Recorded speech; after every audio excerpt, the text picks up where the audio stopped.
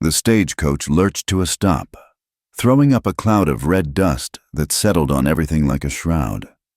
Sam Mackenzie stepped down onto Allen Street, his boots hitting the hard-packed earth with a thud that seemed to echo his own heavy heart. The Arizona heat pressed down on him like an iron, and he could taste the alkali dust on his cracked lips. In his vest pocket, Jonathan's last letter crinkled against his chest, the paper worn soft from handling, smelling of old ink and the sweat of a dying man. He'd made a promise. That's what brought him to this sun-baked corner of hell they called Tombstone. A promise to a friend who died in a cave-in 3 months back, crushed under a ton of Missouri rock while Sam had been 50 feet away, powerless to dig him out in time. The guilt of that sat in his gut like a stone. Allen Street stretched before him, a tableau of frontier chaos. Freight wagons creaked past, their wheels groaning under loads of mining equipment. A drunk miner stumbled out of the Crystal Palace saloon, squinting in the afternoon glare. Somewhere, a mule brayed its displeasure, and the tinny sound of a piano drifted from one of the dozen drinking establishments that lined the street. The whole town smelled of horse manure, whiskey, and the peculiar metallic tang that came from the silver mines. Sam had seen poverty before, but Tombstone wore it different. Here, water sold for 2 bits a bucket when the wells ran low. The fine dust worked its way into everything: food, clothes, lungs. The sun beat down relentless as a hammer on an anvil, turning the streets into a furnace by noon.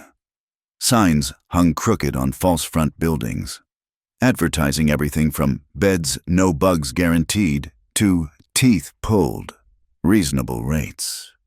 The Whitmore house sat on 6th Street, a modest wood frame structure that had seen better days.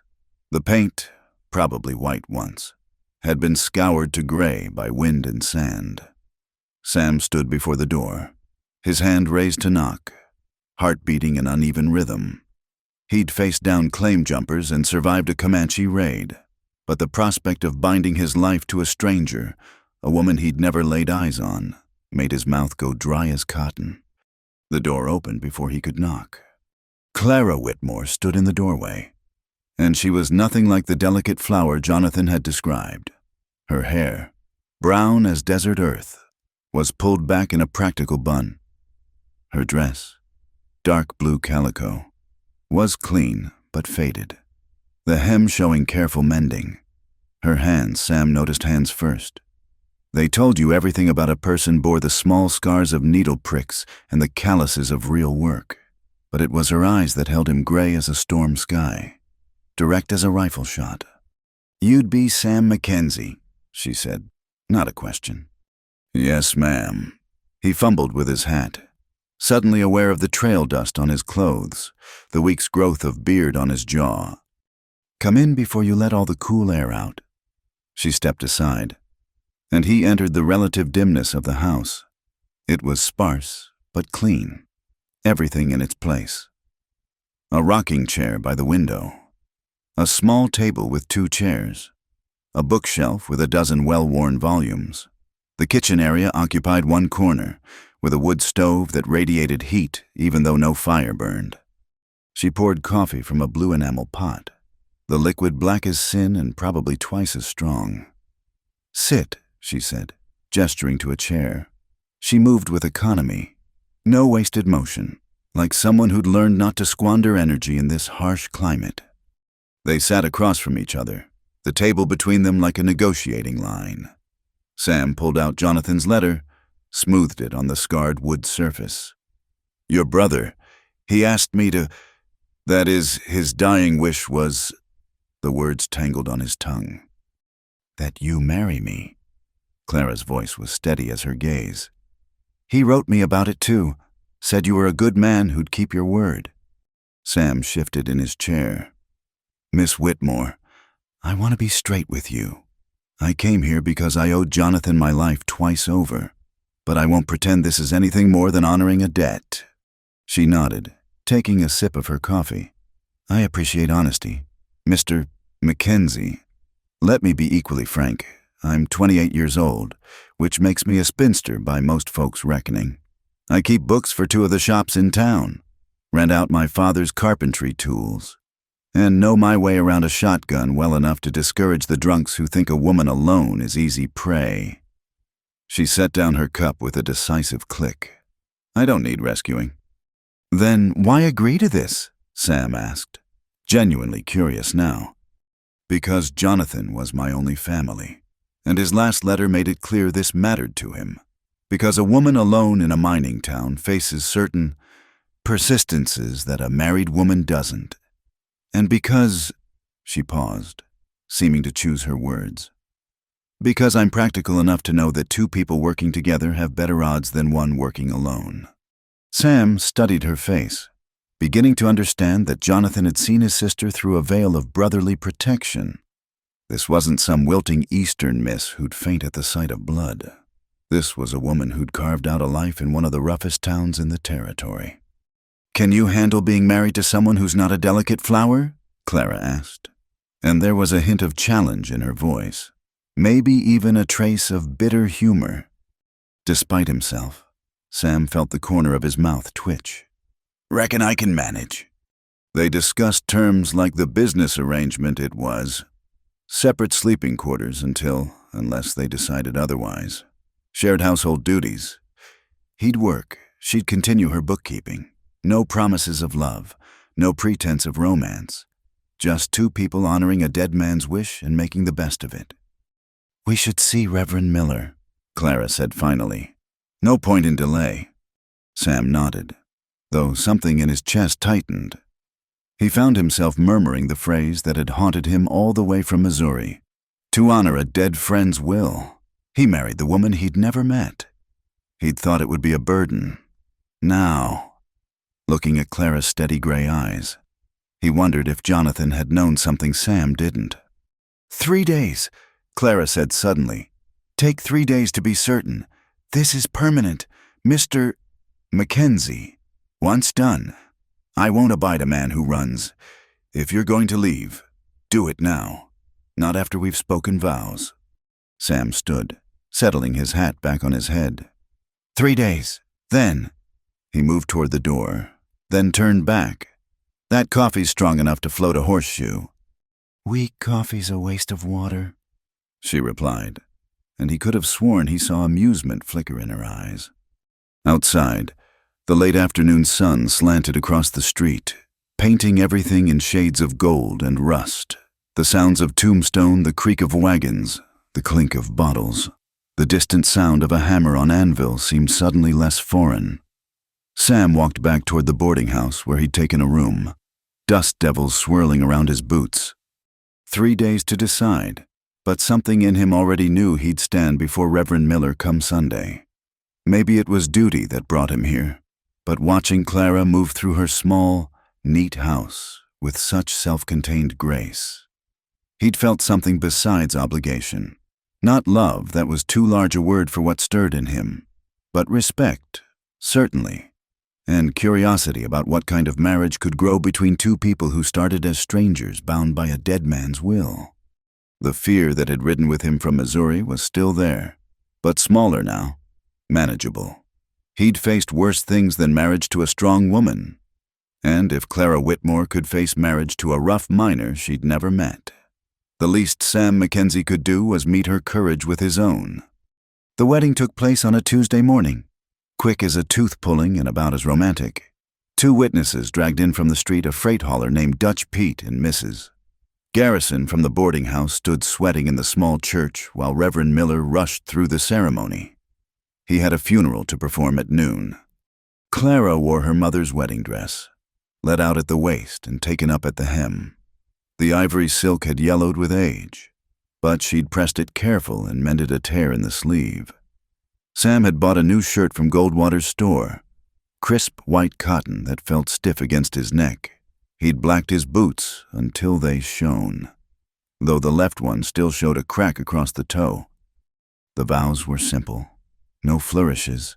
They promised to honor and cherish, though both knew those words meant something different here than in the fairy tales. When Reverend Miller pronounced them man and wife, they looked at each other like business partners shaking on a deal. Clara's hand in his felt small but steady, calloused in spots that matched his own. After They walked back to what was now their house. Side by side but not touching. The morning sun was already brutal, and Sam could feel sweat gathering under his collar.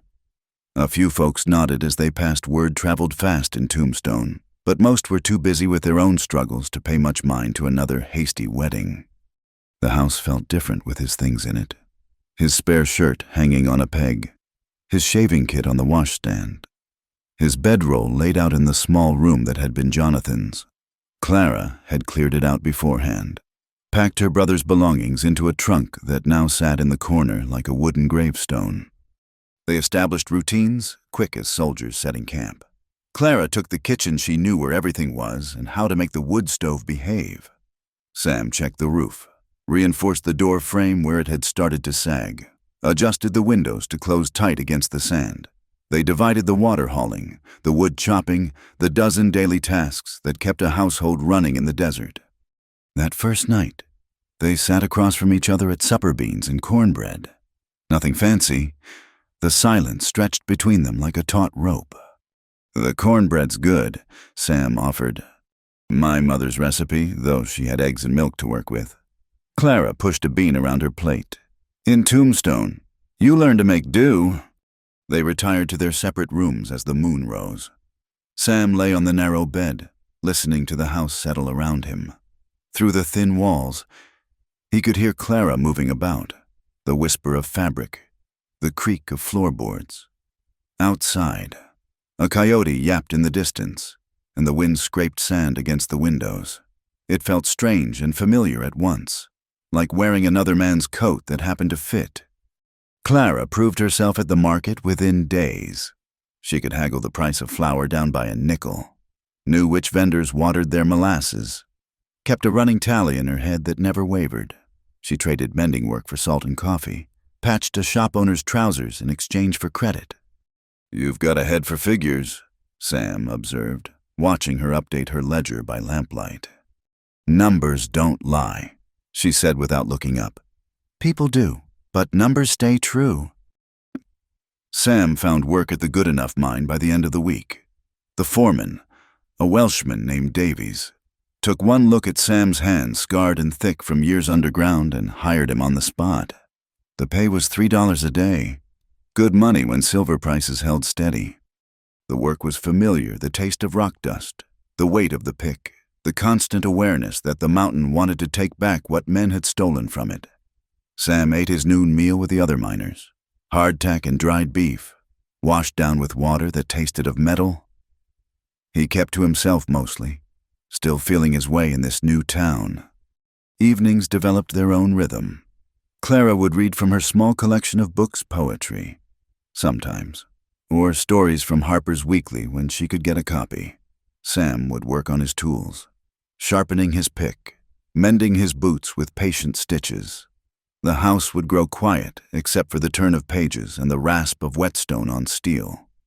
"You ever been to Missouri?" Sam asked one evening, breaking their comfortable silence. "Never been anywhere but here," Clara replied. "Father brought us out when I was 12. Mother died on the trail fever took her outside Fort Grant." She marked her place in the book with a piece of ribbon. "Jonathan was 16. He tried so hard to be the man of the family after that."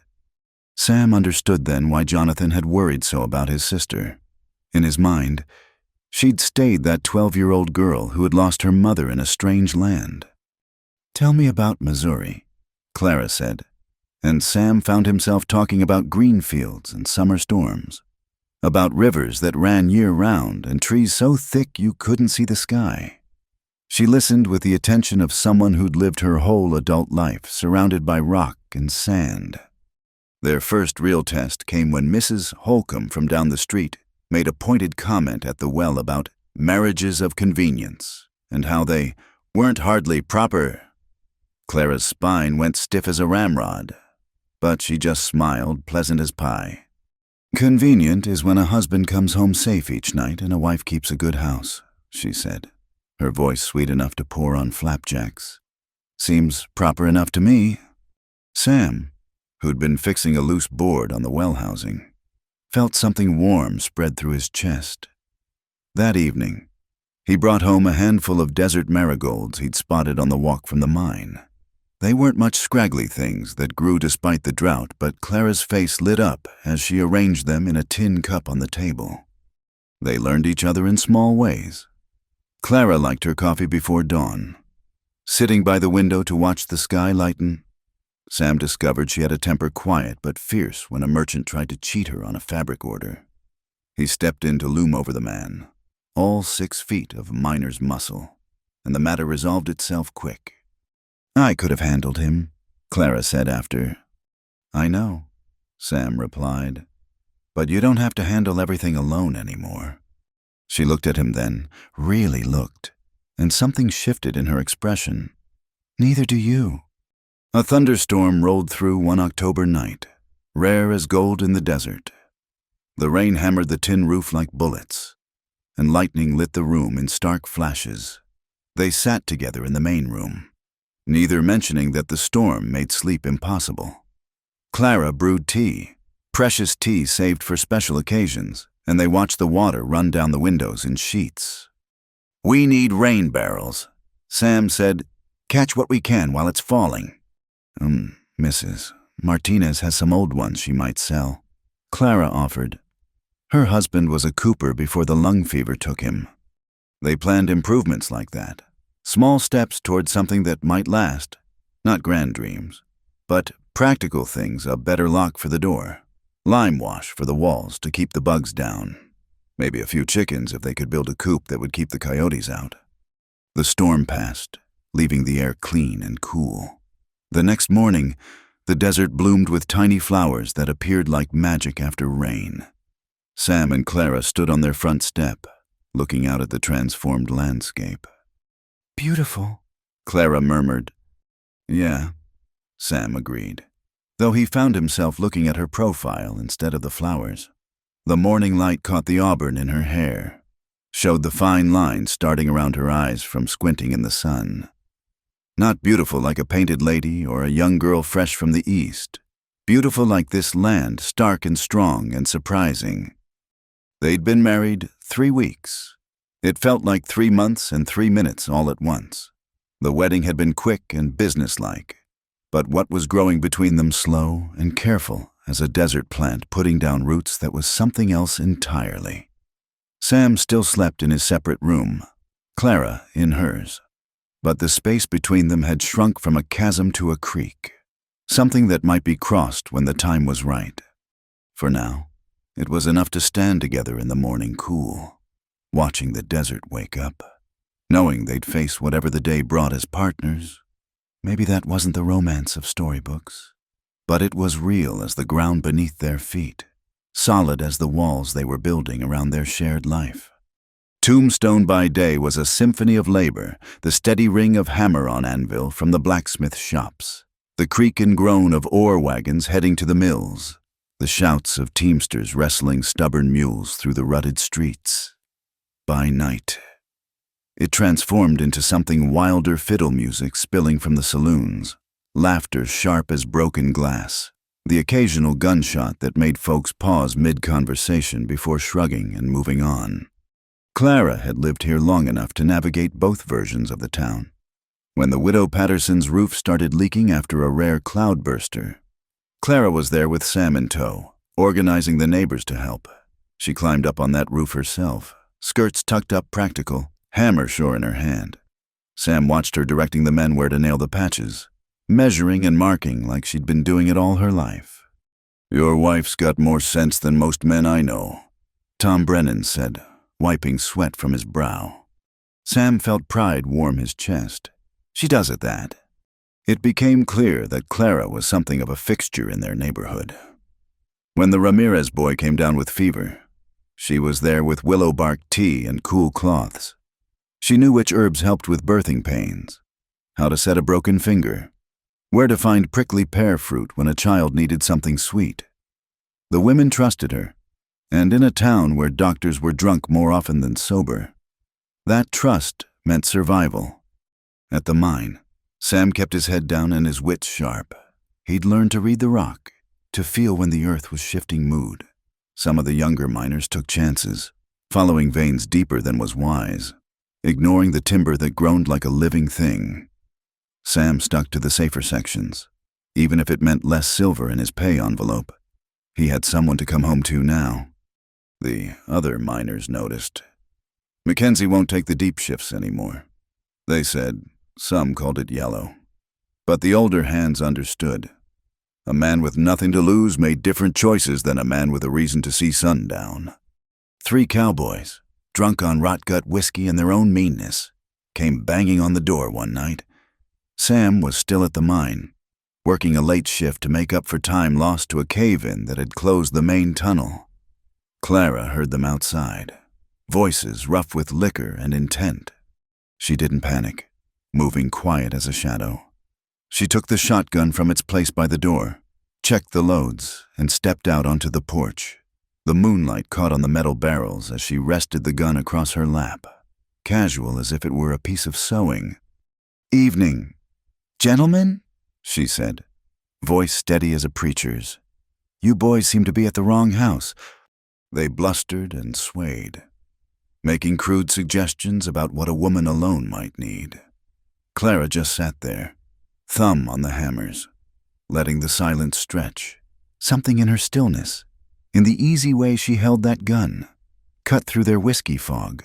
They remembered urgent business elsewhere. When Sam came home an hour later, he found her still on the porch, shotgun across her knees, watching the street. "Trouble?" he asked, reading the signs. "Nothing I couldn't handle." She stood, stretching muscles gone stiff from sitting. "Though I wouldn't mind if you taught me to shoot better. Pa showed me the basics, but I figure you might know some tricks." The respect Sam had been nurturing bloomed into something deeper. This woman didn't need saving. She needed a partner. "This Sunday," he promised. "We'll go out past the cemetery where it's quiet." They started taking decisions together. When Sam was offered overtime at the mine, they sat at the kitchen table with Clara's ledger, weighing the extra money against the extra risk. When Clara got a chance to do the books for Schieffelin Hall, they discussed whether taking on more work would stretch her too thin. "We're not so poor that we need every cent," Clara said, pencil poised over her figures. "But the hall pays well, and winter's coming." "Your choice." Sam said, "You know better than me what you can handle." She looked at him across the lamplight. "Our choice. That's what marriage means, isn't it?"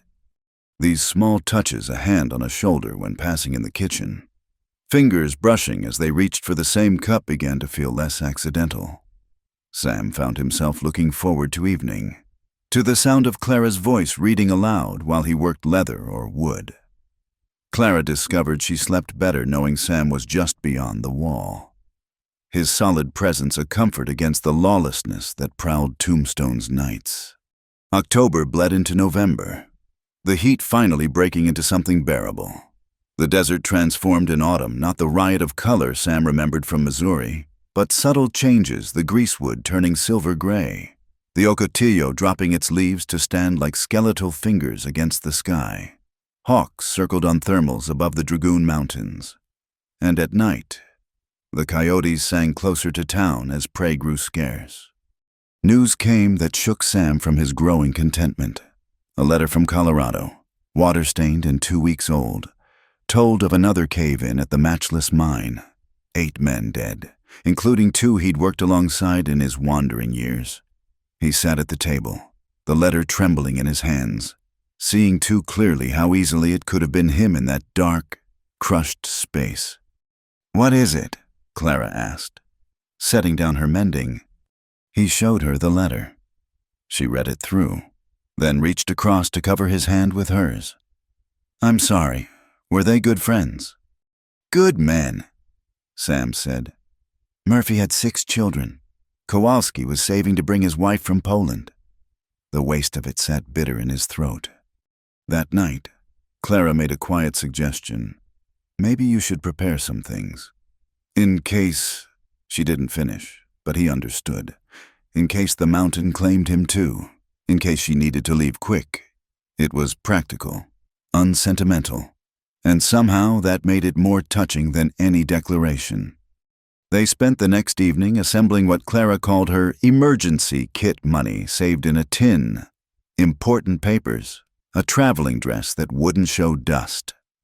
Sam wrote down the names of men in other mining towns who'd help her if needed. They didn't speak of love, but it was there in every careful preparation, every provision made against disaster. Late one night, Sam woke to the sound of Clara's door opening. He found her in the main room, wrapped in a shawl, looking out the window at the star-drunk sky. "Couldn't sleep?" he asked. "Sometimes the quiet gets too loud." She glanced at him, moonlight catching her eyes. "In town, there's always noise fights, music, something, but sometimes it all stops, and the silence feels like waiting for something bad." Sam understood. The desert had a way of making you feel small, temporary. He stood beside her, not touching but close enough that she could feel his warmth. "In Missouri," he said, "we had crickets, thousands of them, singing all night in summer. Drove me half mad as a boy. Now I miss them." "I've never heard crickets." Clara said, "What do they sound like?" Sam tried to describe it, that high, continuous chorus that filled the dark. He found himself talking about home, really talking, not just mentioning but remembering aloud. The green smell of rain, the way fireflies danced over the fields, the creak of his mother's rocking chair on the porch. "You miss it," Clara said, not a question. "Some days, but—" He paused, choosing words careful. "A man can find home in new places, too." She turned to look at him then, something shifting in her expression. For a moment, the space between them hummed with possibility. Then she smiled, small but real, and headed back to her room. "Good night, Sam." "Good night, Clara." But he stood there a while longer, looking out at the desert that no longer seemed quite so foreign. Home. He was learning. Wasn't just about the place. It was about who waited for you there, who stood with you against the silence, who made even a rough town like Tombstone feel like somewhere you belonged. The emergency kit sat in the bottom of Clara's wardrobe, insurance against the worst. But more and more, Sam found himself planning for the best for spring gardens and better times, for the life they were building day by careful day. The marriage that had started as obligation was growing into something else, sturdy as the houses men built to last in this unforgiving land. The accident happened on a Tuesday, 3 levels down in the good enough where the air hung thick and close. A support timber, weakened by seepage nobody had reported, gave way with a crack like thunder. Sam felt more than heard it, that shift in the mountain's breathing that every miner learned to fear. He threw himself sideways as rocks showered down, catching his left arm against the tunnel wall hard enough to tear through shirt and skin. When the dust settled, Sam found himself lucky, just a gash running from elbow to wrist. Nothing broken. Others hadn't fared as well. Young Billy Tanner was trapped under a fall of rocks, screaming until he wasn't. By the time they dug him out, his leg was crushed past saving. Sam climbed out of that hole with blood soaking his sleeve and the taste of mortality sharp in his mouth. The walk home seemed longer than usual, each step reminding him how close he'd come to leaving Clara with nothing but an emergency kit and good intentions. She was kneading bread when he came through the door. One look at his arm and the blood drained from her face, but her hands stayed steady. "Sit," she commanded, already reaching for the basin. Clara worked in silence, cutting away the ruined shirt, cleaning the wound with water she'd boiled with sage. Her touch was gentle but thorough, checking for debris, making sure the cut was clean. Sam watched her face, the concentration that drew her brows together, the way she bit her lower lip when threading the needle. "This'll hurt," she warned. "I've had worse." But when she started stitching, her careful hands pulling torn flesh together, he had to grip the table edge. She worked quick and sure, 12 neat stitches that would leave a scar but keep infection out. "There." She tied off the thread, reached for the whiskey they kept for medicinal purposes. The alcohol burned like fire, but her hand on his shoulder steadied him. "You'll live." "Clara," his voice came out rougher than intended. "I need to say something." She stilled, hands resting on the bandage she was wrapping. "You don't have to." "Yes, I do." He caught her hand, held it gentle. "When that timber went, all I could think was that I hadn't told you, haven't said the words that have been building in me these past months." Clara's eyes met his, wide and waiting. "I care for you," Sam said. "Not because Jonathan asked me to. Not because we made vows in front of Reverend Miller. I care for you because you're brave and practical and kind, because you make me want to come home safe every night, because somewhere between that first cup of coffee and tonight, you became more than duty. You became," he struggled for words big enough, "you became everything." The kitchen went quiet except for the tick of the clock and the distant sound of a dog barking. Clara's hand trembled in his. "Sam Mackenzie," she whispered, "are you saying you love me?" "I'm saying I'm a fool for taking this long to realize it." She laughed then, short and breathless, and her free hand came up to touch his face. "We're a pair of fools then, because I've been waiting weeks to hear you say it." The kiss that followed was nothing like the chaste peck they'd exchanged at their wedding. This was real and warm and full of promise, tasting of the coffee she'd drunk and the future they were choosing together. When they pulled apart, Clara's cheeks were pink and Sam's heart was racing faster than it had in the mine. "So what now?" she asked. "Now," Sam said. "I think we should have that second wedding you mentioned. Do it right this time." They talked through the night, past the boundaries they'd set up so careful. Sam told her about the fear that had dogged him since Jonathan died, that he couldn't protect anyone, couldn't keep his promises. Clara admitted her own terror of being owned, of losing herself the way she'd seen other women disappear into marriage. "I won't cage you," Sam promised, "and I won't wrap you in cotton wool like you're fragile." "And I won't try to change you into something you're not," Clara replied, "though I might ask you to take fewer risks in the mine." Already decided that myself. Man's got different priorities when he's got reason to see morning. They talked about Jonathan, too. Really talked. How he'd been a good brother but had never quite seen Clara grown. How his stories had painted her as needing protection when what she'd needed was partnership. They forgave him together, understanding that love could make people blind even as it made them care. October dawn came gray and cool, painting their kitchen in soft light. They were different people than the strangers who'd sat at this table 6 weeks ago, sizing each other up like poker players. The trust between them now was hard-won and real, built on small moments and daily choices. Outside, Tombstone was stirring to life. In a few hours, the mines would shriek their whistles and the saloons would open their doors and all the regular chaos would resume. But inside the small house on 6th Street, two people were planning a future that had nothing to do with obligation and everything to do with choice. The violence Tombstone was famous for hadn't touched them yet, though they both knew it prowled the edges of their life like a patient predator. Sam had seen the way certain men looked at Clara when she walked to market. He'd heard the stories about Henry Vance, the deputy marshal who ran his own games on the side, taking protection fees from businesses that didn't need protecting from anyone but him. For now, though, they had this Clara's hand in his, plans for a real wedding, the certainty that whatever came next, they'd face it together. Sam's arm throbbed under the bandages, reminder of how quick everything could change. But Clara was already talking about having the widow Patterson play piano for their ceremony, about maybe getting flowers from the Mexican women who grew them in hidden gardens. "Nothing fancy," she said, "just honest." "Honest is what we do best." Sam agreed. Later that morning, they walked to Reverend Miller's house to ask about a second ceremony.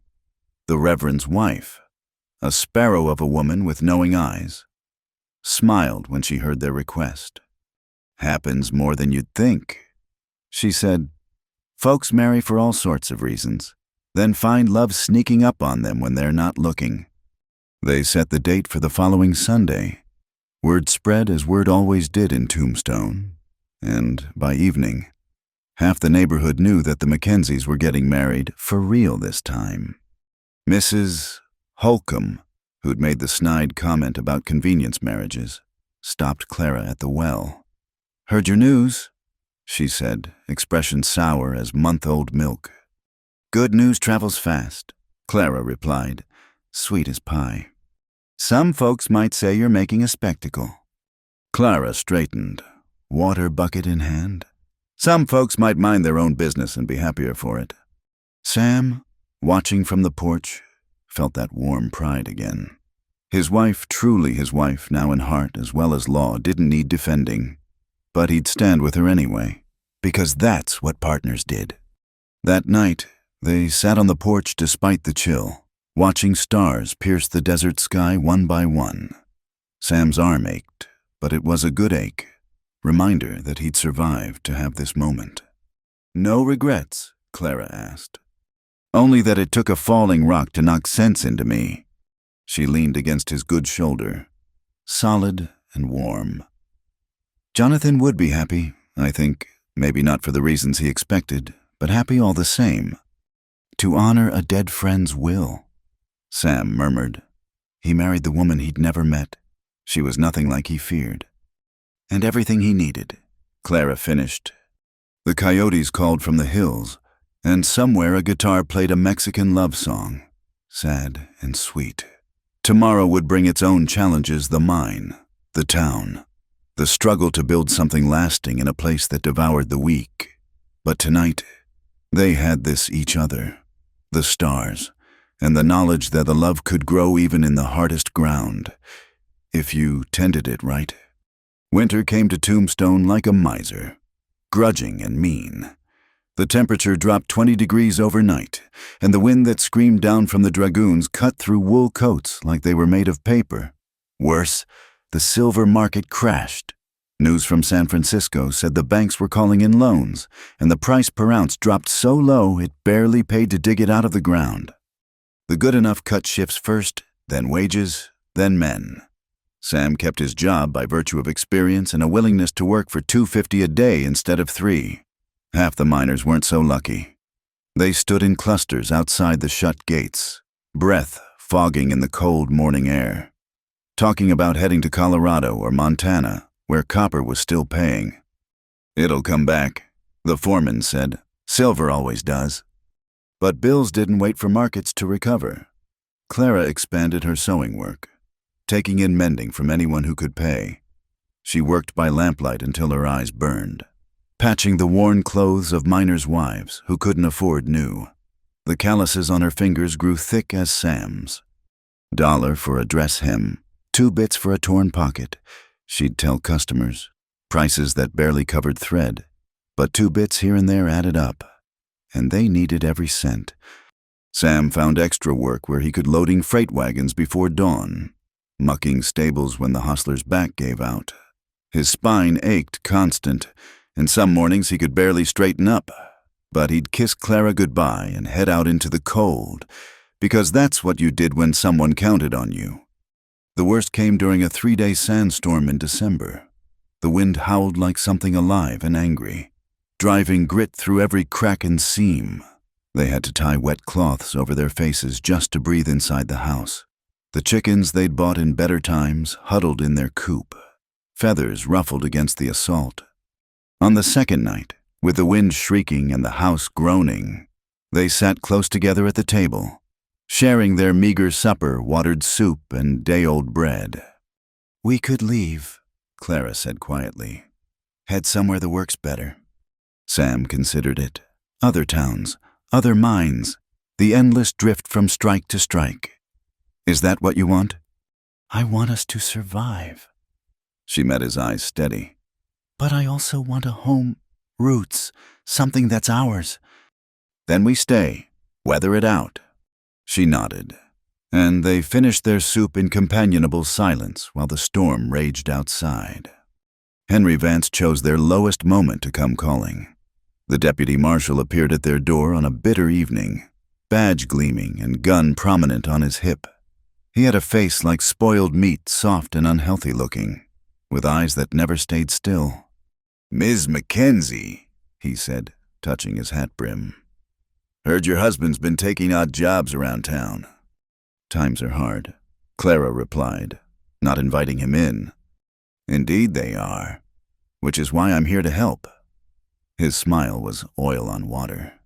"For a small fee, say $2 a week, I can ensure your property stays safe. A lot of desperate men around. What with the mine closures? Wouldn't want anything unfortunate to happen." Clara's spine went rigid. "We'll take our chances." "Now, that ain't neighborly." Vance stepped closer, and Sam moved up behind Clara, letting his presence be felt. "Man in my position can make life easier or harder. Your choice." "The lady gave you our answer?" Sam said. Vance's eyes flicked to Sam, calculating. "Mackenzie, isn't it here you're still working the good enough? Be a shame if word got around you were unreliable, drunk on the job, maybe unsafe." The threat hung in the air like smoke. Sam's hands clenched, but Clara's fingers on his arm held him back. "Good evening, Deputy," she said, and closed the door in his face. They heard Vance's boots on the porch, slow and deliberate, before he finally left. Clara turned to Sam, her face pale but determined. "He'll make trouble. Let him try." But they both knew Vance had power in this town, the kind that came from fear and well-placed bribes. They'd made an enemy. And in Tombstone, enemies had a way of collecting what they felt they were owed. 2 nights later, they woke to fire. The chicken coop was ablaze, flames licking orange against the black sky. Sam burst out in his union suit and boots, Clara right behind with buckets. They formed a desperate brigade, her filling, him throwing, but the dry wood was eager to burn. By the time they doused the flames, half the coop was charred ruin and 3 of their 6 chickens were dead. No one had seen anything. No one ever did when Vance was involved. They salvaged what they could, scorched wood that might still serve. The surviving chickens traumatized but alive. Clara stood in her nightdress and shawl, staring at the damage while tears cut tracks through the soot on her face. "This is my fault," Sam said. "Should have paid him." "No." Her voice was fierce. "We don't bow to men like that. We're better than that. Being better doesn't rebuild the coop." "Then we rebuild it anyway." She turned to him, eyes blazing. "With our hands and our sweat and our stubborn refusal to be broken, that's how we win." The next morning, word of the fire spread. Sam expected sympathy and got more. Tom Brennan showed up with salvaged lumber. The widow Patterson brought nails she'd been saving. Even the Mexican families from across town, who kept to themselves mostly, sent over a young rooster to replace the ones they'd lost. "Vance has done this before." "Mrs. Ramirez told Clara in careful English. "But never before have people said no and stood together." They rebuilt the coop over 2 days, neighbors taking turns despite their own hardships. It wasn't charity, it was community. The kind forged in hard places where people understood that tomorrow it might be their turn to need help. The new coop was smaller but sturdier, with a lock on the door and Sam's rifle kept close by the window. Vance drove by a few times, marking their defiance, but didn't strike again immediately. He was patient, the way a snake is patient. Through it all, Clara kept sewing, kept figuring, kept the household running on determination and arithmetic. She made soup from bones the butcher threw away, stretched a pound of flour into a week of meals, darned stockings until there was more darn than stocking. Sam watched her work one evening, lamplight catching the silver threads appearing early in her brown hair. His chest ached with love and worry combined. "I'm supposed to take care of you," he said. She looked up from her mending. "You are. You go out every day into cold and danger to earn what you can. You stood with me against Vance. You rebuilt our coop with bleeding hands." She set down her needle. "Taking care isn't always about money. Sam, sometimes it's about staying when leaving would be easier." The winter ground on, each day a test of endurance. But there were moments of grace too, Clara finding a bolt of fine cloth mismarked at half price. Sam earning an extra $1 helping deliver a baby, the midwife needed someone strong to hold the woman steady. The night they splurged on coffee and sat together watching actual snow fall on the desert, transforming Tombstone into something almost magical. "Spring will come," Clara said, leaning into his warmth. "Always does," Sam agreed. They'd chosen the harder path, justice over safety, dignity over surrender. The cost showed in their thinning faces and careful economies, but something else showed too, a strength that came from facing the worst together and refusing to break. In the small house on 6th Street, love persisted like the stubborn chickens in their rebuilt coop, like the desert flowers waiting beneath frozen ground for their moment to bloom. They'd been tested by weather and malice both, and they'd survived. Not unmarked, Sam's hands were cracked from cold. Clara's eyes shadowed with exhaustion, but unbroken. That was victory enough for winter. Spring arrived like a blessing, melting the frost and coaxing green shoots from the desert floor. The silver market steadied, not booming, but enough that the good enough called men back to full shifts. Sam's $3 a day felt like a fortune after the lean winter months. Clara took in fewer desperate mending jobs and more proper seamstress work, making Easter dresses for the merchants' wives. The freight companies started hiring again too, needing men to haul supplies to the reopening mines. Sam picked up extra runs on Sundays, coming home dust-covered but satisfied, money heavy in his pocket.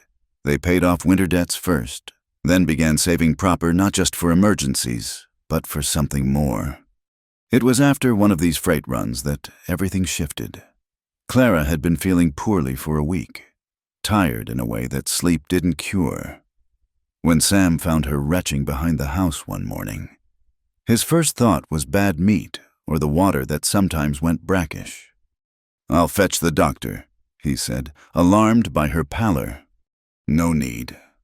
She wiped her mouth with a trembling hand. "I know what this is." The way she said it, half wonder and half fear, made him go still. "Clara, I'm carrying Sam. Been suspecting for 2 weeks, but now I'm sure." The world seemed to tilt and resettle itself. Sam reached for her, careful as if she might shatter, and she laughed, shaky but real. "I'm not made of glass." "A baby." He could barely get the words out past the tightness in his throat. "Our baby."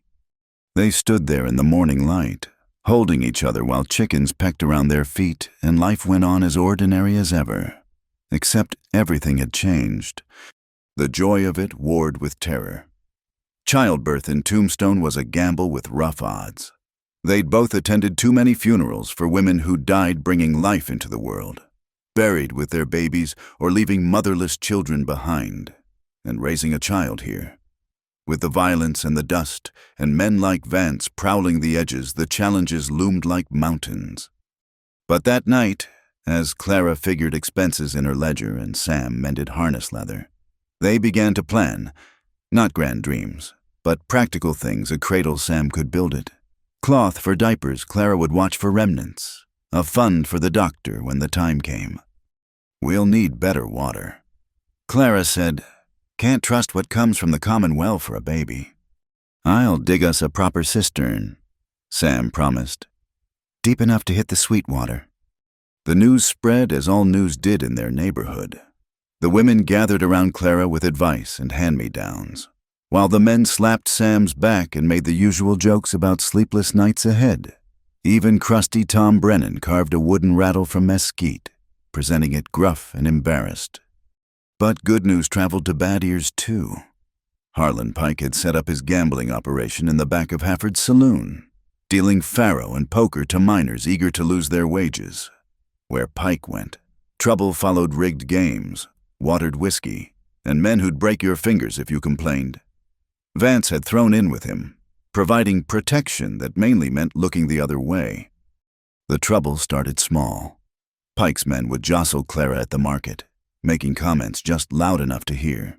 Sam would find his tools moved at the mine. Little sabotages that cost him time and temper. They were being tested, probed for weakness. Clara refused to be cowed. She walked to market with her head high, one hand protective over her still flat belly, the other near the pocket where she kept a palm-sized pistol Sam had bought her. When Pike's men tried their intimidation, she looked through them like they were smoke. "That's quite a woman you've got," Pike himself said to Sam one evening, appearing at the freight depot like a bad card turning up. He was younger than Vance, but were somehow handsome in a snake oil way, with cold eyes and clothes too fine for honest work. "Yes, she is," Sam said, continuing to load crates. "Shame if something happened to her. Town like this. Accidents find pregnant women real easy." Sam set down the crate careful, turned slower. "Mr. Pike, I'm going to say this once. You threaten my wife again, and there won't be enough of you left for a pine box." Pike smiled, all teeth. Big talk from a man with so much to lose. But something in Sam's eyes, the flat, patient look of a man who'd made his peace with violence, made Pike step back. "Just being neighborly. Mackenzie, you think on what I said." That night, Sam and Clara sat at their table, the threat hanging between them like smoke. "We could still leave," Sam said. "Start fresh somewhere else." "No." Clara's jaw set stubborn. "This is our home. Our child will be born here, in the house their father is building, in the town where their mother stood her ground." She reached for his hand. "Besides, running from men like Pike just means meeting their cousins in the next town." They decided to fight, but smart. Clara wrote letters to the territorial authorities about the gambling and corruption. Sam gathered testimony from miners who'd been cheated, building a case careful as stacking dynamite. They worked quiet, keeping their plans close. The community noticed and chose sides. The Mexican families, who'd suffered under Vance's protection longest, began sharing information. Mrs. Chen, who ran the laundry, reported which territorial lawmen were honest. Even some of the saloon girls, tired of Pike taking too large a cut of their earnings, whispered warnings when trouble was brewing. Spring pushed towards summer, and Clara's pregnancy progressed. Her morning sickness eased, replaced by a fierce hunger that had Sam bringing home extra food whenever he could manage. He'd find her reading to her belly at night, stories from her precious books, and his heart would swell near to bursting. The second wedding they'd planned, but never held, seemed less important now. They were already married in every way that mattered in shared struggle, in the child growing between them, in the choice they made each day to face whatever came as one.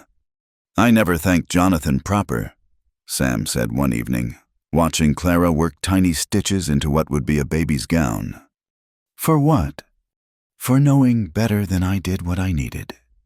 He gestured at their small home, at her, at the future taking shape. "I came here to pay a debt. Instead, I found everything." Clara smiled, the lamplight kind to her tired features. "He saw you clearer than you saw yourself, knew you were the kind of man who'd honor a promise, who'd stay when things got hard." Her hand went to her belly. "The kind of man I'd want as father to my children." Outside, Tombstone went about its rough business. The sound of piano music and breaking glass drifted from Allen Street, but inside the house on 6th, peace held sway, fragile as a soap bubble, precious as water in the desert, but real.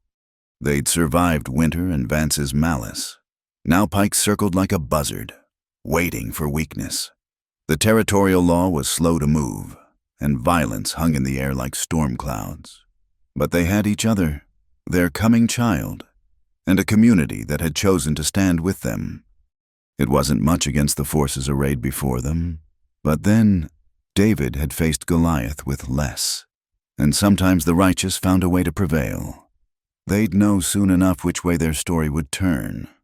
The territorial court convened in the Schiefelin Hall on a Tuesday morning, hot enough to bake bread on the boardwalk. Judge William H. Barnes, sent down from Prescott, had a reputation for honesty that made him rare as rain in these parts. The hall filled quick miners off shift, merchants closing shop, women in their best dresses despite the heat. Everyone wanted to see if justice could take root in Tombstone soil.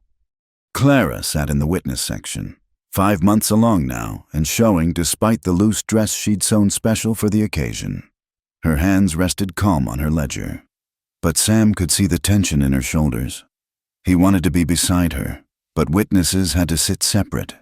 So he watched from across the aisle as she prepared to speak truth to men who traded in lies. Pike sat at the defendant's table like he owned it, picking at his nails with a gold toothpick.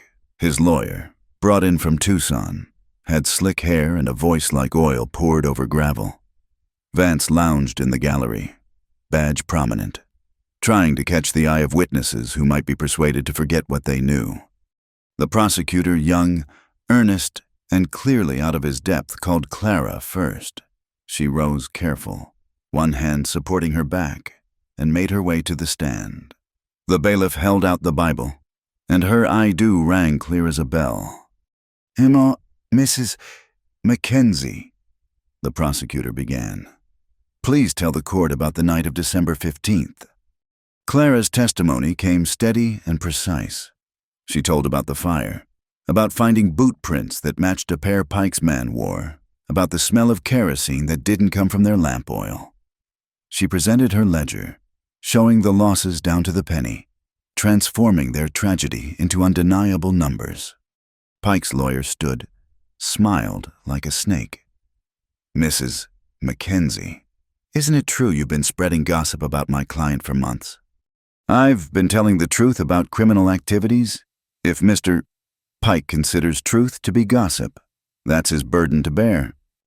And this truth-telling started after you refused to pay Deputy Vance for protection. Clara's chin lifted. It started when we refused to pay extortion money to a corrupt official. Yes. The lawyer pressed, trying to paint her as a hysterical woman with a grudge. But Clara met each insinuation with facts. When he suggested her condition might be affecting her judgment, she smiled, sweet as molasses. Sir, I've been keeping books since I was 14. I tracked every cent my father earned and spent. I've run 3 households and 2 businesses. Being with child hasn't affected my ability to add, subtract, or recognize criminal behavior when it burns down my chicken coop. A ripple of laughter ran through the crowd. Even Judge Barnes hid a smile behind his hand. The other witnesses followed, each adding their piece. Tom Brennan told about seeing Pike's men near the Mackenzie place that night. A miner named Gustafson, hands shaking but voice firm, described being cheated at Pike's faro table and beaten when he complained, one by one. They painted a picture of systematic corruption that had Tombstone by the throat. Then Jake Morrison took the stand. Morrison worked at the Good Enough with Sam, a quiet man who kept to himself. Nobody expected him to testify, but he sat in that chair and spoke the words that changed everything. I saw Deputy Vance take money from Harlan Pike every Friday. Regular as church, $50 in a Wells Fargo envelope. Saw it 6 times before I stopped counting. The hall erupted. Judge Barnes gavelled for order while Vance's face went the color of old ash. Pike stopped playing with his toothpick, eyes narrow and calculating. Under cross-examination, Morrison held firm. Yes, he was sure. No, he wasn't mistaken. He'd been fixing equipment in the alley behind Hafford's, seen them through the back window clear as day. When the lawyer suggested Morrison might be lying for pay, the miner's temper flared. I got a boy, 8 years old. I want him to grow up in a town where the law means something. That's my only pay for being here. Court recessed for lunch. Sam found Clara in the shade behind the building, face pale despite her composed testimony. You did good, he said, offering her water from his canteen. It's not over. She leaned against him, careful of her belly. Pike's too calm. Men like him don't go down easy. She was right. When court resumed, Pike's lawyer presented witnesses of his own men who swore Clara had threatened Pike, that Sam had been drunk and violent, that the fire was probably an accident caused by their own negligence. Lies smooth as glass and twice as sharp. But the truth had momentum now. More people found courage to speak. Mrs. Chen told about protection money that doubled when she couldn't pay. A freighter described goods mysteriously lost when he refused to hire Pike's cousin. The stories piled up like cordwood, each one fuel for Justice's fire. Judge Barnes retired to consider. The wait stretched long. Tension thick as the dust motes dancing in afternoon light streaming through tall windows. Clara gripped Sam's hand, her pulse quick under his thumb. When the judge returned, his face was granite. The court finds sufficient evidence of criminal conspiracy, extortion, and arson. Harlan Pike is hereby bound over for territorial trial and remanded to custody. As for Deputy Marshal Henry Vance, he paused, looking straight at Vance. Your badge is hereby revoked pending investigation. You will surrender your weapon and report to the territorial marshal within 24 hours. The gavel came down like thunder. Pike rose slow, that snake smile back on his face. As the bailiffs approached, he looked straight at Clara. "This isn't over," he said, voice carrying despite the crowd's noise. Sam started forward, but Clara held him back. Let the law have him, she whispered. We've come this far doing it right. Outside, their neighbors gathered around, voices mixing congratulation with warning. Everyone knew Pike had men who'd take this personal. The Mackenzies had won a battle, but the war might be just starting. That night, they sat vigil in their home, Sam's rifle loaded and ready, but no trouble came. Word filtered through that Pike's men had scattered like roaches when light hit them. Some heading for Mexico, others for California. Without Pike's money and Vance's protection, their courage failed. "Is it over?" Clara asked as dawn painted the mountains pink. "This part is," Sam said. "Pike will stand trial. Vance is finished in Tombstone. We did what we set out to do." Clara's hand went to her belly where their child turned and kicked, making itself known. "Then it was worth it. Our baby will be born in a better town than we found." But even as they celebrated their small victory, both knew the cost. They'd made enemies, painted targets on themselves. The law had prevailed this time, but the law was only as strong as the people willing to stand behind it. A week later, a letter came from the territorial prosecutor. Pike had hired better lawyers, found witnesses to recant. The trial would be long, complex, expensive. They wanted to know if Clara would travel to Prescott to testify again, despite her condition. She looked at the letter, at Sam, at her swelling belly. "Yes," she said simply, "as many times as it takes." Because that's what building a civilization meant, not just surviving in the wilderness, but insisting on justice even when it came dear. They'd started this for their own protection. Now it was bigger than them, bigger than Pike or Vance. It was about what kind of place Tombstone would be, what kind of world their child would inherit. The fight wasn't over. It might never be truly over.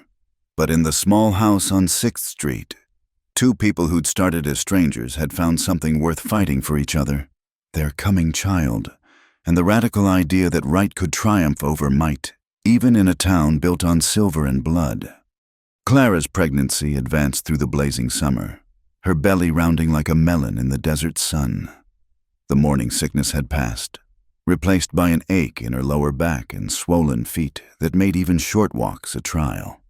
But she kept working sewing baby clothes between customer orders, keeping books for the merchants who'd stood by them during the trial. Sam watched her with a mixture of pride and worry. Each evening he'd rub her feet with liniment, feeling the baby kick against his shoulder when he leaned close. The life growing inside her made everything more urgent. The need for money, for safety, for a future better than what Tombstone had offered so far. The trial verdict came down in August. Pike got 5 years in Yuma prison, though everyone knew he'd likely serve half that with good behavior. Vance disappeared entirely. Some said to Texas, others to Old Mexico. Their absence left a hole in Tombstone's underground that other men would rush to fill. But for now, the town breathed easier. "We should move," Sam said one evening, watching Clara wince as she shifted position. "Find somewhere safer to raise the baby." Clara looked around their small home, the patched walls where the fire damage still showed. The narrow windows that barely caught a breeze, the creaking floorboards worn smooth by their footsteps. "This is where we made our stand," she said. "This is where we became us. I won't be driven out now." But Sam could see the toll everything had taken. The fight with Pike, the pregnancy, the constant struggle to make ends meet. It showed in the new lines around her eyes, the careful way she moved. He made a decision that had been brewing since the trial ended. "There's land available out past the cemetery," he said. "Hendricks is selling his claim 5 acres with water rights. It's not much, mostly rock and scrub, but there's a spot near some cottonwoods where we could build." Clara's eyes lit up. "Our own place." "I've been saving. Between the extra freight runs and what you've put aside, we've got enough for a down payment. I can build us a house, nothing fancy, but solid. Our own land. Clara, nobody to run us off it." She was crying then, quiet tears that she wiped away quick. "Yes," she said. "Oh, Sam, yes." They signed the papers at the land office on a Thursday. Clara's signature firm despite her trembling hand. 5 acres of desert that looked like nothing to most folks' hard-packed earth. Scattered rocks, a few stubborn mesquite trees, but near the eastern edge, where an underground spring fed a cluster of cottonwoods, Sam could see their future, a house with real windows, a garden patch, maybe even a small barn for horses. The very next day, tragedy struck elsewhere. A cave-in at the Grand Central Mine, not a big one by Tombstone standards, but big enough. 3 men trapped, 2 dug out alive. The third was Tommy Brennan, Tom's eldest boy. Just 19 and planning to marry the schoolteacher's daughter come Christmas. Sam was part of the rescue crew, digging until his hands bled, but they all knew after the first hour that they were recovering a body, not saving a life. Tom Brennan aged 10 years in that single day, his weathered face collapsing in on itself when they brought his boy up. The funeral drew half the town. Clara stood with the women, her black dress straining across her belly, while Sam joined the men lowering the pine coffin into the rocky ground. The preacher spoke about heaven and God's plan, but all Sam could think about was how quickly death came in this place, how precious each day was. That night, he held Clara extra close, feeling their baby move between them. "I'm getting out of the mines," he said. "Soon as the house is built, I'm done going underground." "Can we manage?" "We'll make it work. Freight, carpentry, whatever it takes. But I won't leave you a widow and our child fatherless. Not for $3 a day." They started building in September, when the worst heat had broken. Sam worked before dawn and after dusk, laying foundation stones by lamplight. Tom Brennan helped when he could, grateful for work that took his mind off grief. Other neighbors pitched in a day's labor here, salvaged lumber there. The house rose slow but steady. 2 rooms to start with space to add more. Clara directed from a chair Sam built special, her belly now too large for her to stand long. She kept the workers fed and watered, planned where windows should go to catch morning light, sketched out a garden that would grow vegetables if they could coax water to it. "It's perfect," she said one evening, standing in what would be their bedroom, looking out at the cottonwoods turning gold with autumn. "It's 4 walls and a roof," Sam corrected, ever practical. "It's ours," she said, and that made it perfect enough. The final weeks of pregnancy were hard. Clara could barely sleep, couldn't find a comfortable position, could hardly eat for the baby pressing against her stomach. The doctor, more sober than usual, warned that first babies were always risky, especially for women Clara's age. They finished the house just in time, moving their few possessions on a borrowed wagon as October painted the mountains purple at dusk, that first night in their own home, on their own land. They sat on the porch Sam had insisted on building and watched the stars come out one by one. "We did it," Clara said, voice wondering. "We really did it." "You did it," Sam corrected. "You stood up to Pike and Vance. You held us together through the worst winter. You're carrying our child. I just followed your lead." She laughed, then gasped as a contraction rippled across her belly. False labor, the doctor had said, common in the last weeks. But Sam saw fear flicker in her eyes before she pushed it down. "Whatever comes," she said, gripping his hand.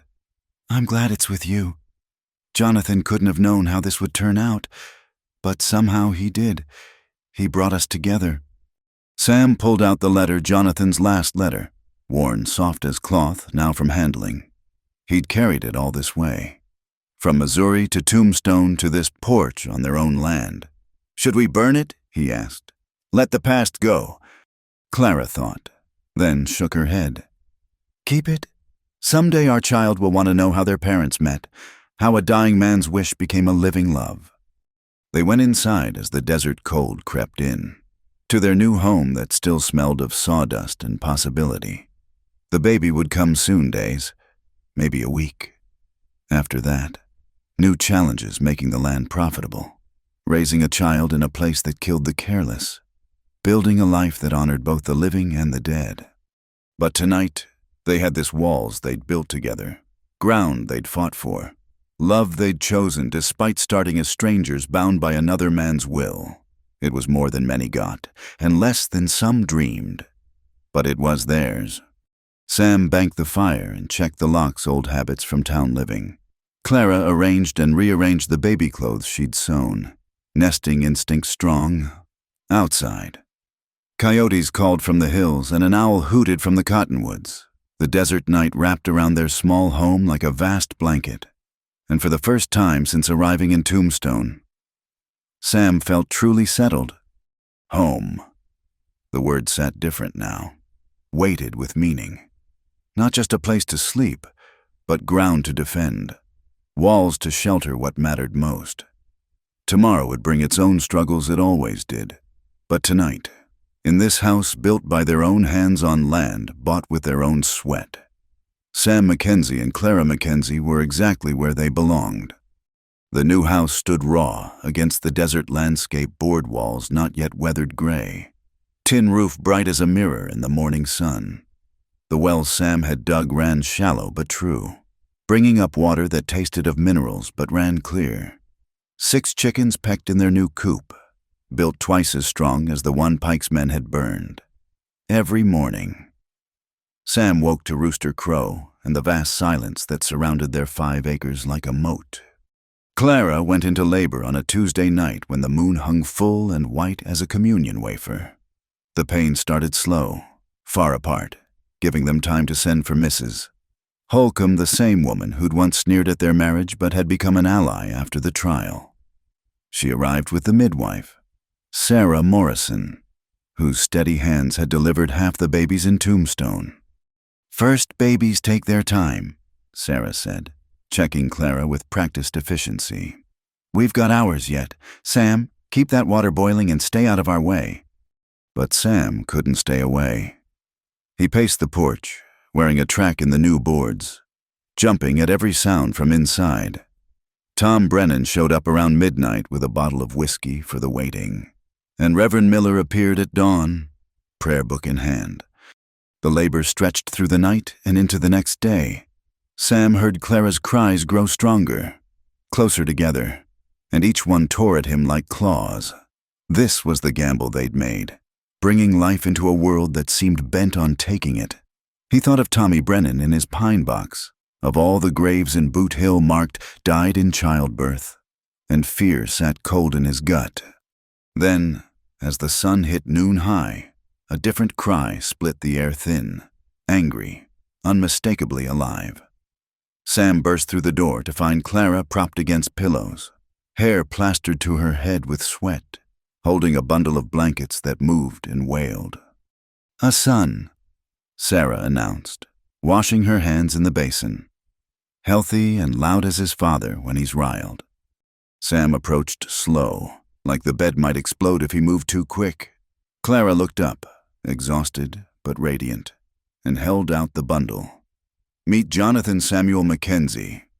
The baby was red and wrinkled, eyes squinted shut, hands balled into tiny fists. Sam took him careful as gold dust, feeling the negligible weight that somehow changed everything. His son? Their son. named for the friend who'd brought them together and for himself, past and future wrapped in one small package. He's perfect, Sam whispered, and meant it. Those first weeks passed in a blur of interrupted sleep and small miracles. Clara recovered slower than she'd hoped, bleeding heavy enough to worry Sarah on her checkup visits. Sam took over everything he could, cooking, cleaning, bringing the baby to Clara for feeding, then walking him for hours when he wouldn't settle. He learned the particular bounce that soothed Jonathan's crying, the way to hold him against his chest so the baby could hear his heartbeat. In the deep nights, walking circuits around their small home while coyotes yipped in the distance. Sam talked to his son about everything and nothing about the house he'd build bigger, about the trees they'd plant for shade, about the man Sam hoped he'd become. The community embraced the new arrival with surprising warmth. Gifts appeared on their porch, a carved wooden horse from Tom Brennan, tiny shirts sewn by the Mexican women, a silver spoon from Mrs. Chen with Chinese characters etched in the handle for good fortune, even some of Pike's former associates, finding new work in honest labor, tipped their hats when they passed the Mackenzie place. But life in the desert didn't pause for babies. The shallow well ran lower as winter approached, forcing Sam to haul water from town. The roof leaked in 2 places during a November storm, dripping cold rain onto Clara as she nursed. One of the chickens got taken by a hawk in broad daylight, leaving only feathers and one pathetic wing. Money ran tight too. Sam picked up work where he could, carpentry jobs in town, loading freight at the depot, even mucking stables when nothing else presented. He came home exhausted, hands cracked and back aching, to find Clara walking a crying Jonathan, both of them near tears. He won't eat, she said, desperation cracking her voice.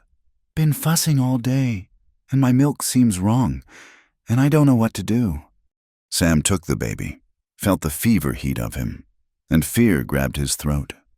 Child mortality was common as dust in tombstone infections. Fever, dozens of things that could steal a baby before he'd lived a season. "I'll fetch the doctor," he said. Dr. Goodfellow, one of the few sober medical men in the territory, diagnosed colic and mild fever. Nothing fatal but miserable for all involved. He left a tonic that might help and instructions to keep the baby cool and hydrated. The fever broke after 2 terrifying days, leaving them all wrung out but grateful. I was so scared, Clara admitted that night, Jonathan finally sleeping peaceful between them. I kept thinking about all those little graves in Boot Hill. He's tough, Sam said, stroking the baby's impossibly soft hair. Got his mother's spine and his father's stubbornness. He'll make it. December brought its own challenges. The cistern Sam had planned remained a hole in the ground, lacking funds to finish it proper.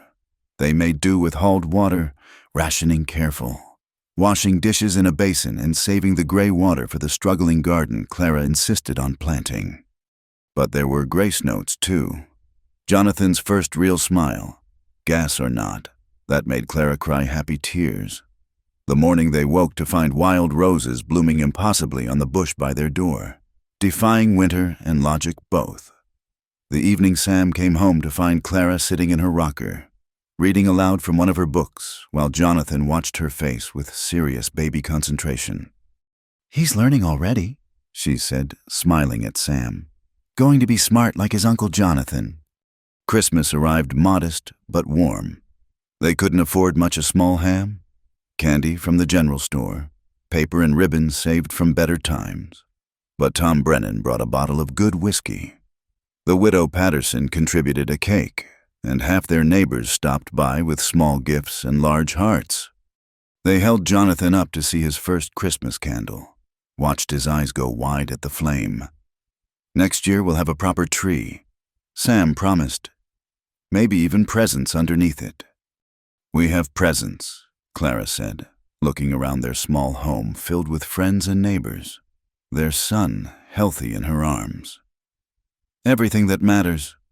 That night, after the visitors left and Jonathan slept milk-drunk in his cradle, Sam and Clara sat on their porch despite the cold. The stars spread above them like spilled salt, And somewhere in the hills, a great horned owl called its territory. "I've been thinking about spring," Clara said.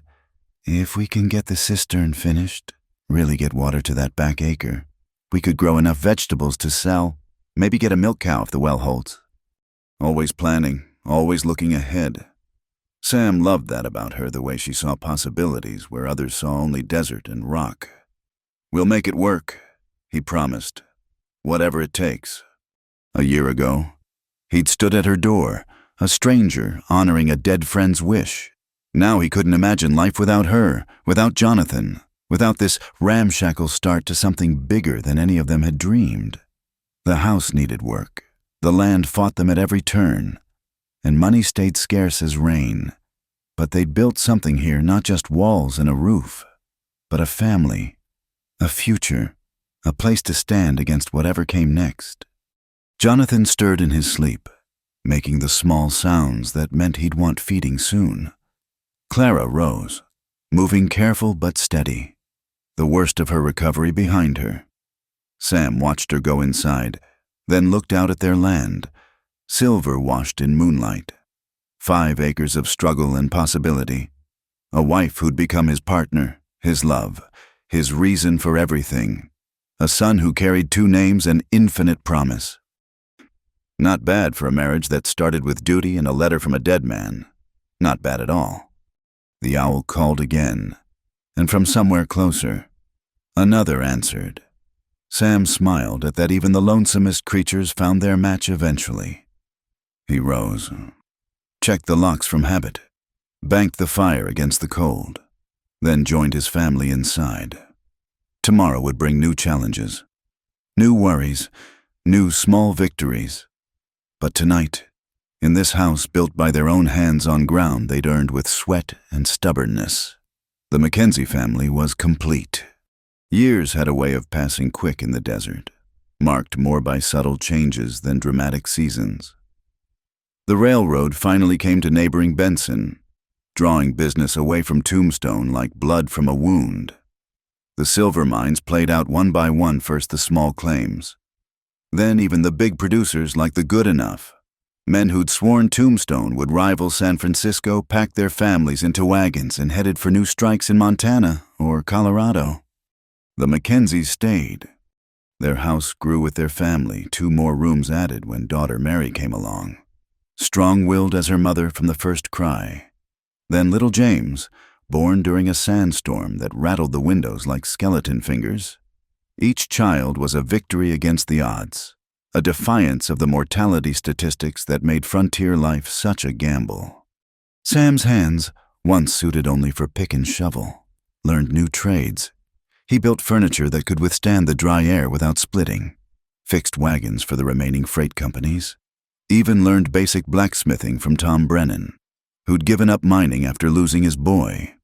The well they'd finally dug deep enough hit sweet water at 40 feet, turning their back acre into the garden Clara had dreamed of. She sold vegetables at the dwindling Saturday market, traded preserves for fabric, kept books for the businesses that survived Tombstone's slow decline. Her hair showed silver now, early for her years but earned honest, and the lines around her eyes mapped years of squinting in desert sun and laughing at her children's antics. Jonathan grew tall for his age, with his mother's quick mind and his father's steady hands. He could read by 4, do figures by 6, and knew every constellation in the desert sky by 8.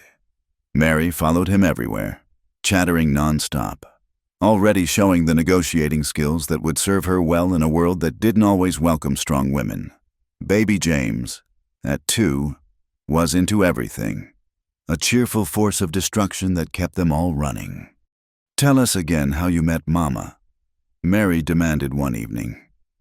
They sat on the porch larger now, wrapping around 2 sides of the house, watching the sunset paint the dragoons purple and gold. Sam and Clara exchanged looks over the children's heads. That private communication of long married couples, it was their story to tell now, shaped by years of retelling into something between truth and legend. "Well," Sam began, settling Mary on one knee while Jonathan leaned against his chair. It started with a letter from a friend, your Uncle Jonathan, who you're named for. He died in a mine, Jonathan supplied solemnly. He knew this part. That's right. And his last wish was for me to come to Tombstone and marry his sister, to take care of her. Clara laughed, bouncing James on her lap. Take care of me, as if I needed taking care of. Mama was tough, Mary announced. Tougher than rattlesnakes. She was, Sam agreed.